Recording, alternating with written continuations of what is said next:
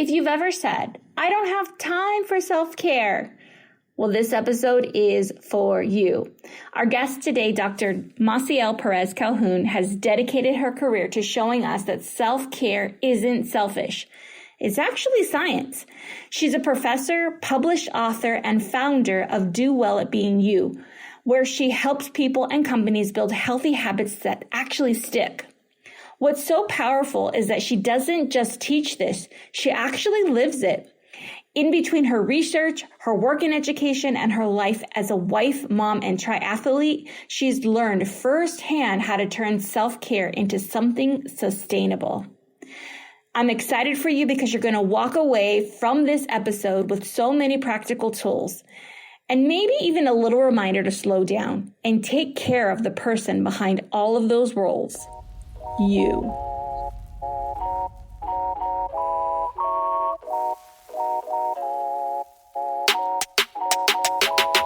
Hey there, I'm Jenny Perez. I'm a wife, mom, and small business owner.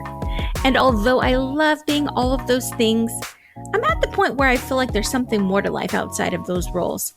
Does that sound like you? If you're in search of that extra magic, craving a dose of positivity, purpose, and real talk on being worthy, capable, and able, you're in the right place. Let's kick off this journey together, ignite that spark, radiate some positivity, and discover what makes your life and business truly shine. Ready to jump in? Let's spark some radiance together. Well, it is my pleasure to welcome you, Dr. Massiel Perez-Calhoon, to Sparking Radiance. Hello, and thank you for having me. I'm so excited to be here. Well, we are so excited to have you. And just to kind of dive right on in, like you are somebody who I started following on Instagram. And first of all, I will say that I love the things that you post in the sense of just reminders what self-care is. Mm-hmm. And the things that you put, it makes me question, like, am I doing enough of that? They're very much reminders, but tell me a little bit, like, how you got into self-care. How did that happen? That's a great question. So I'm an educator, and when I decided to pursue my education, actually, let me track back, because the reality is that this has been a longer journey than what I really think it is. I was a personal trainer for 5 years. Didn't want to go to school. I thought that was my gig. So that got me into understanding, the biomechanics, the body, the psychology of sports and medicine and all that. And then fast forward, I decided to go back to school. I became an educator. I loved teaching. I decided to move into higher education. I love teaching adults, and that was my niche. I felt I can teach adults way better and make it comprehensible. So then fast forward, I decided to go back to school again to receive my doctorate. Mm-hmm. And my dissertation was on workplace wellness programs and the barriers to participation in workplace wellness programs. And a lot came out of that. And from then, I decided to dedicate myself to educating the world on self-care and how to maintain health and thrive in life, and to put themselves first. And I started Do Well at Being You. Was it something that you experienced, or was it you watching others experience that kind of like drew you into that? It drew me in because I started as a personal trainer where people were coming to me to train them. And then I had this fusion of understanding that I can teach people about how to take care of themselves, because we often forget to take care of ourselves, and we're not listening to the little chimes going off in our heads, or the tweaks or the aches. And so I just decided to make it educational. And it is a lifelong journey, because self-care has to move from phase to phase to phase with you. And it changes from phase to phase to phase with you. When, for example, I was doing my dissertation, that's the height of my priority, right? When I had a child, she was my priority. And sometimes we forget to put ourselves first. And now I want to show people that you can put yourself first. You can be happy and thrive in life without neglecting other priorities. And let's go back to like the basics. It's like I think some of myself included, I think some of our listeners may question like, well, what does it truly mean to have self-care? And I think a lot of times we associate self-care with selfish things. So for example, self-care of getting my nails done, going to the spa, buying lavish things for myself. But what in essence is self-care? That's such a great point because you're right. There's a stereotype about self-care that it's foo-foo la la, it's getting your nails done, like you said, it's massage days and wine and cheese and a movie on a Friday night, and there's so much more to that. So let's talk about that. It's about sustaining health and energy and purpose. It's about how to be fully present right now. It's about practicing and living through your relationships happily. And so when you practice self-care truly, it helps with the mental and emotional stress that goes on in your day. When you practice journaling or mindfulness, it lowers your cortisol. When you take time to recharge, it prevents burnout. When you recover from challenges and setbacks, it boosts your resilience. There's so much more to self-care than a mask. It's physical. Are you moving your body? Are you sleeping well? Are you hydrated as we drink from our bottle of water? And then let's go even deeper. If you are putting in the self-care practices, then you are preventing disease. Are you taking care of your diabetes? Some may have diabetes. Are you really listening to your body? Why do you have that twitch in your eyebrow? Are you stressing out? Do you need more rest? Do you need more restoration? Are you functioning optimally right now? And then if we move forward with that, it goes into our relationships. When you're happy and healthy, you are communicating well, you're balanced, you're practicing empathy, you're building stronger, positive relationships, you're attracting happier, positive people into your life. Yes, the right people. It also, for those of us with children or who are in leadership positions, modeling self-practice in the workplace or in the home shows children and colleagues and peers what it is to be prioritizing or what it looks like to be prioritizing your well-being. I think also something people forget is boundaries, saying no, saying no, I can't do that right now. I'm so sorry. Can you circle back next time? We tend to say yes to everything. There's nothing wrong with saying right now is not a good time. I can't take on anything extra. Yeah. And there was so much meat that you just gave us right now. Like, I'm like, can you say it again? Because it was so deep, because we can dive into any one of those topics even further. But when you're saying all these things, I think the perception of self-care is associated with a negative. And I really think that it's more, as you're saying all of these different things, I think it's really more self-aware. Like, how aware are we? Aware of ourselves, aware of those around us and their impact on us. Like, there was just so much steps to that, but it's just to kind of break it down a little simpler, like for some of us to, because I'll be honest, I'll be the first to say that whenever and this is, maybe it's something culturally, maybe it's something that I picked up societally, but like when I think of self-care, I think of selfishness. That I associate 100%. Selfish, and maybe as a mother, like I'm taking time away from my children. And this year in particular, I've kind of leaned into more of the self-care. And that's why seeing your posts and things like that, I'm like, I have to pick her brain, because why do I think negatively about self-care? Like, why do I feel guilty if I choose to do self-care?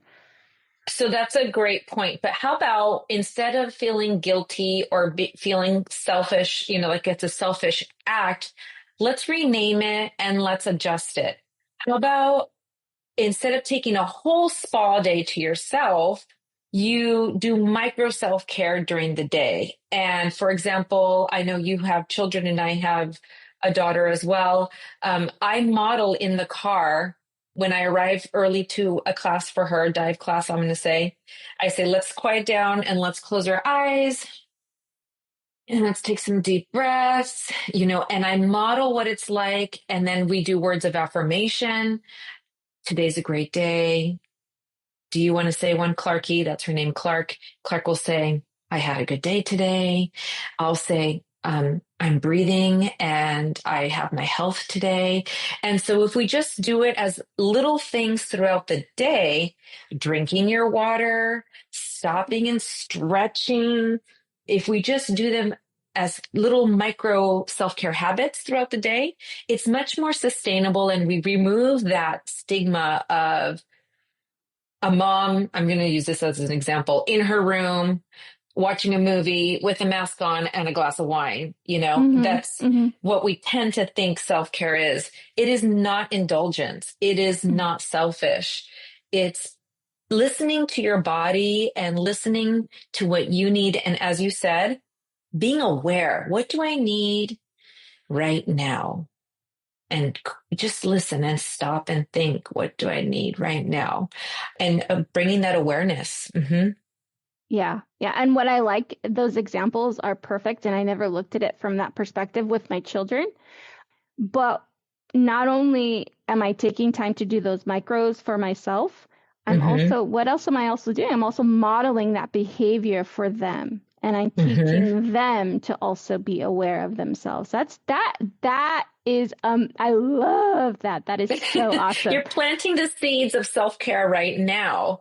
And, listen to your body. And sometimes you can ask them, kids, when they're fidgety, when they're upset and they're drawing like really hard, honey, what's going on in your body? How are you feeling right now? Let's talk about it. And you know what? Go out for a walk and use your five senses. Let's talk about what we see and what we smell. Today on my walk, literally today, I saw 2 deer and I stopped and I took a picture, and I was so thankful because I'm like, I'm going to take one of my own self-care strategies. And what do I see? It's dewy right now in California, where I am. How does it smell? Right. So stop and take your child out for a walk and talk about those 5 senses, and then slowly they'll talk about their feelings. And let's just, shift locations at work. Oftentimes we don't want to go for a walk or remove ourselves from our desk. But I remember when I was cubby to cubby with coworkers, I'd knock, want to go for a walk? Yeah, let's go. And we have tennis shoes in our drawers, and we would walk the parking structure because it was shaded, and we would take 15 minutes, come back in, use the restroom, and go back to work. So just making them micro and manageable and sustainable really helps to remove that idea of I'm being selfish. In this year of me being aware of that and trying to be more present, more mindful, and of course the self-care is part of that as well. One of the things that I also tell myself is that in order for me to be the best mother, the best wife, the best business owner, the best friend, the best daughter, all of those things, I have to take care of myself. Because if I don't listen to those signals, my children are not going to get the best of me. My husband is definitely going to not get the best of me, right? Because I'm going to pour all of my energy into those other things. And explain to me a little bit, because I'm pretty sure you're pretty knowledgeable about this, but like the concept of like overflow. I've recently read about that, like where when you are full. I think a lot of times we think that I have to always continue to pour into others, but in actuality, if we pour into ourselves and we continue to pour into ourselves, well, what happens is we eventually have what's called an overflow, and it's where our family members, our friends, our business, everything else gets our overflow. Like, are you familiar with that concept? I actually have not heard of that, so I will write that one down, and I'm learning from you. Overflow. Okay. But for me, I'm sometimes a visual learner in the sense, and I visually picture like a glass.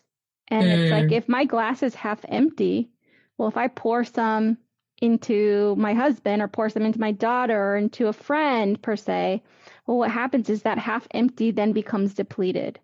Versus if I continue to Mm, constantly pour into myself, well, I'm not only going to have an overflow, but I'm going to continue to have to give to them is kind of the way. So that's just been my perspective this year, of just mm-hmm, kind of making that switch of like, no, Jen, wake up. You need to focus more on, mm-hmm. and Yeah. and also to a transition from that is because my children are still very young. Mm-hmm, And now that I have my youngest in kindergarten, it's kind of mm-hmm, like I have the ability. There shouldn't be excuse as to why I can't carve out 30 minutes every morning to walk or taking. I wake up an hour and a half before my family does for that quiet and peace time for myself. Um, mm-hmm, but I think especially in when your children are so young, it can become difficult. And you add on the hormone factor and things like that, the mm-hmm, transition of mm-hmm. sleeping and just adjusting to being a new parent. But what other examples can you give us? So you gave us the micro examples of what we can do on a micro level. How does that build up? What is that? What does that cause? Well, what happens is you just start to practice self-care and it actually rolls and continues to evolve and you start to notice the changes physiologically. My eyebrows not twitching anymore. I'm not holding my shoulders up and angry. I'm sleeping better. And one thing that I will also recognize is through different times of your life, things change. And so back in the day when I was a personal trainer and young, it was all about working out. And I wanted to be healthy and thin and run fast. And that's what it was about. And I was self motivated and I got up at 4:45 every morning to run. Fast forward to where I am today. I work. I am a mother. I am a wife. I'm an educator. I have all these different roles now. And slowly I started to notice that I no longer cared as much about working out. And then luckily we have technology that opens our eyes to what your resting heart rate is, what your working heart rate is, how many steps you got, how much screen time you're really using and Mm-hmm. wasting time. That's a dangerous one. Yes, when you Yes. and I've caught myself checking that feature, like what is my activity? Oh, okay, like Whoops. because those little minute or two, 5 minutes turn into they add up. Yeah. They add up and you dig deep and that's time wasted. If you're not using, I'm a fan of the phone and social media, but if you're not using it correctly, Mm-hmm. then yeah, you spiral down and then there goes those minutes. But I started to realize that I lost control a bit. Why? Why did I lose control?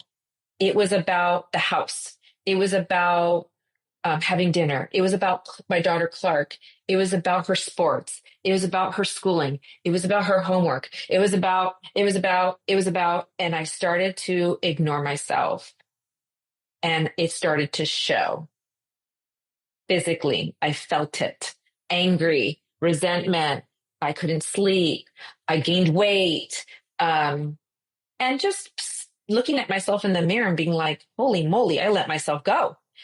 And then I thought, what do I need to do to be mindful about my self care and start to integrate it once again as a priority?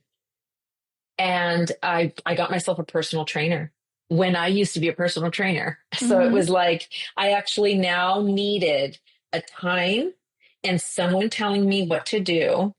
Mm-hmm. And to your point, about like putting your kids first, I was like, oh, but then this expense is going to take from my daughter's activities. And I said, forget it. I need it. I Mm-hmm. need it. And she's already happy. She has a bunch of Mm-hmm. activities. Mm-hmm. And so I've been doing that. And guess what? Like I said before, that started me getting even more back into how I eat, what I'm eating, what I'm drinking, what I'm not drinking. And it slowly spiraled into, okay, Maciel is back. I'm Mm-hmm. back. So making sure that you change with your seasons of life, but Mm-hmm. never let go of yourself and be aware of what I need. Mm-hmm. I love that. I love that so much. That is so, so powerful. And yeah, it's just getting past that guilt and becoming aware. Not so much care. We're going to switch it from self-care to self-aware, being aware. And Mm-hmm. I mean, you're so right with that, like twitch of the eye, Mm-hmm. like, and I'll share an example. Probably about a Mm-hmm. year ago, I was getting like a tingling sensation in my calves and in my legs. And I thought, oh, Mm-hmm. because, maybe there's something going on with my back or what have you. Mm-hmm. Did some lab work. And I let it go on for a while because I thought it was going to go away. Did You some were lab. ignoring the flashing light, I right? was, I Yeah. was.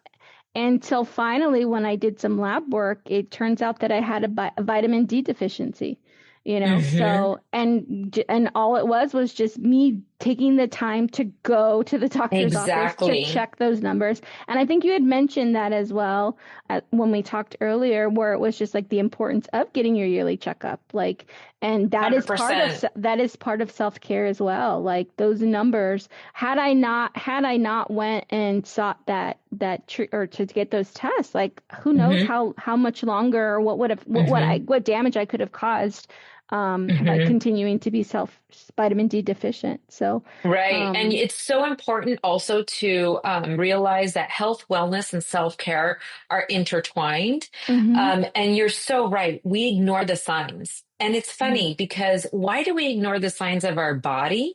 But mhm, then when we're in our car and it says low gas, we can't ignore that. mhm, When we're in our car and it says low oil, how far can we go before the car goes kaput? If mhm, we're driving and we get the light for the flat tire, you have mhm, to pull over. mhm, So why aren't we doing that to our bodies and treating ourselves like a Rolls Royce or the Corvette or the mhm, 65 Cougar or the 65 Mustang? You wouldn't mhm, do that to a 65 Mustang. You'll blow your mhm, engine. But mhm, yet I'm ignoring my signals.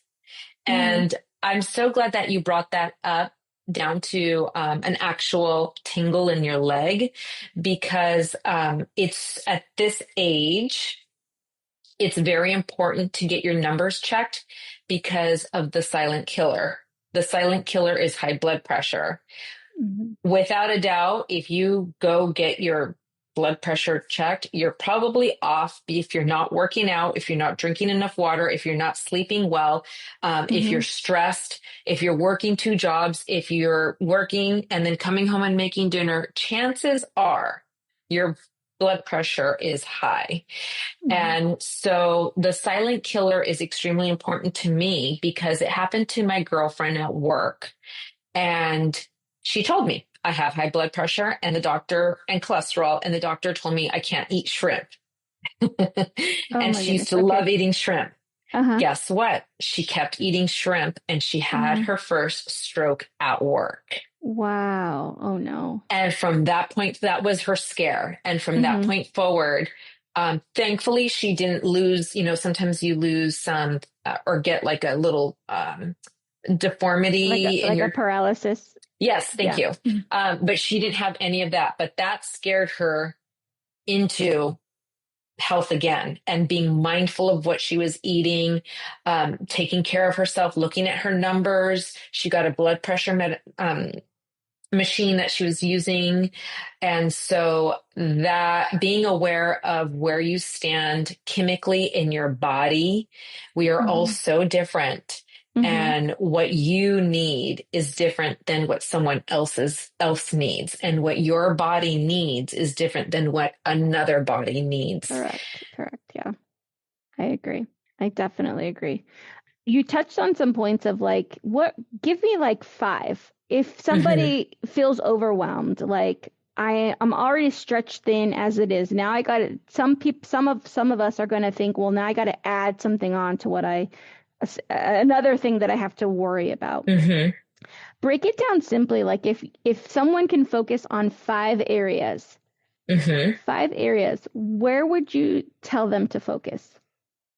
Well, I'm going to give you some categories, but then I'm going to go and answer this two different ways. So I'm going to answer it with these categories. So self-care breaks down to mental and emotional well-being. So stress, burnout, physical, your body, disease prevention, restoration, rest, relationships, building community, having connections with people, communicating, empathy, and then the boundaries, saying no. Productivity and purpose. So having sharper focus, increase your creativity. Do you even have a hobby right now? Have a hobby. And then sustainable success for you. And then last, self-respect and your identity. Prioritizing your self-care and saying, I matter. I affirm myself.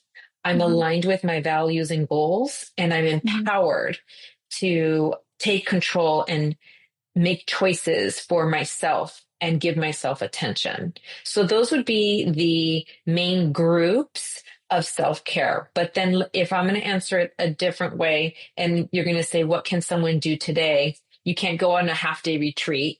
You can't spend an hour in the gym. Box breathing or two deep breaths before you enter a meeting. For me, when I'm presenting, I do my box breathing just to bring calmness to me. I do my words of affirmation. You got this. You studied this. You're an expert in this. And then boom, I go out there. And then drinking a full glass of water in between tasks, getting up and just physically going to grab a glass of water and drinking that glass of water and then going back to your desk or whatever. Another one I would say is standing up and stretching in between emails and touching your toes. One micro habit that I do while I'm pumping gas, because I don't care if people are watching me, is I put my calves on the curb and I stretch my calves. I take advantage of that. I stretch back and forth to my right side, to my left side. I just open myself wide and I take that time of pumping gas to take a stretch. Yeah. And then I would say those little micro breaks to reduce your stress, and just close your eyes and meditate or play a calm song, or even just sit in silence. And what do you hear? What are you listening? I would also say take advantage of your commute. Now you can, like what we're doing now, you can listen to a podcast. Of course. Or an audiobook. Or an audiobook.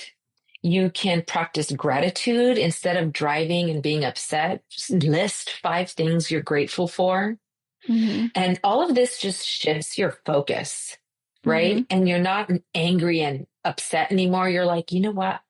I'm so glad I got my mammogram done, because everything came back again. And I have a whole year before I can worry about that again. Everything came back clear.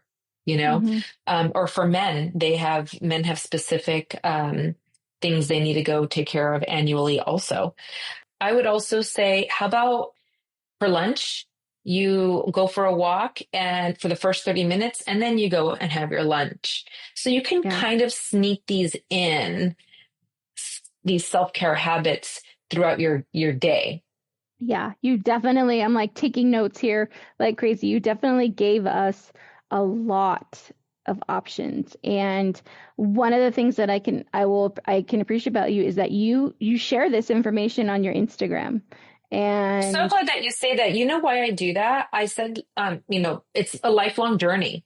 So what I tend to do is when something happens to me, I'll post it. Someone else is feeling the same thing. And then there's other times when I post about, other stuff, right? But my Do Well at Being You really focuses on making it easy. Reminder, and I throw things out there. I recently posted about checking your numbers, and I just really try to make it relatable.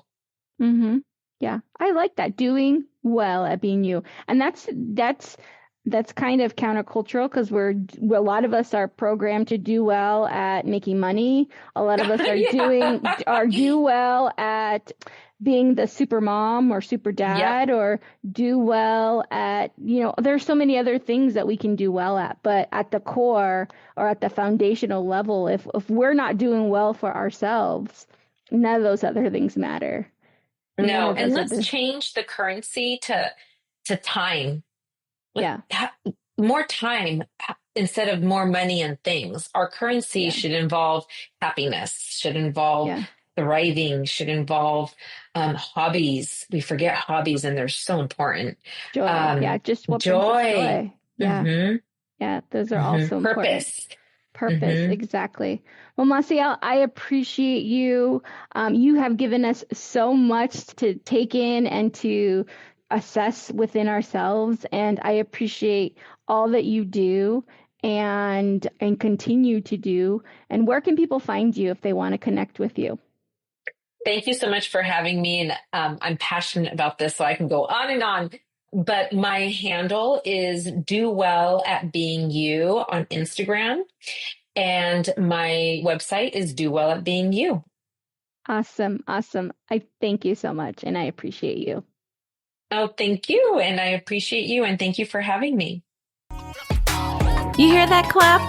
That's me cheering you on for completing another episode. I don't know about you, but man, that was quick. If you like what you heard, hit the subscribe button or share the episode with someone you think that might need a little spark. And help us grow by leaving a review. Remember, keep sparking that radiance from within. Until next time, shine on!